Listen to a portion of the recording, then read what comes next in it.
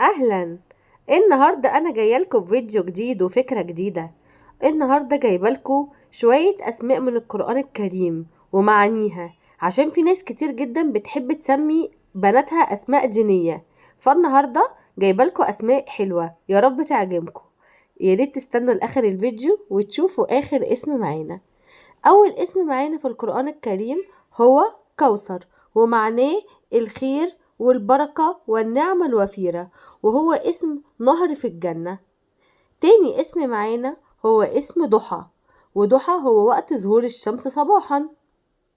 تالت اسم معانا هو سلسبيل، سلسبيل عين في الجنة، ومعناها السهلة العذبة. كمان معانا اسم نور، ونور هو الضوء والهداية. كمان في آخر اسم معانا عندنا اسم سدرة. سدرة يا جماعة ده اسم جميل جدا، وفي الفترة الأخيرة انتشر وبقت ناس كتير بتسميه. أولا هو معناه شجرة النبأ، وجاءت في سدرة المنتهى.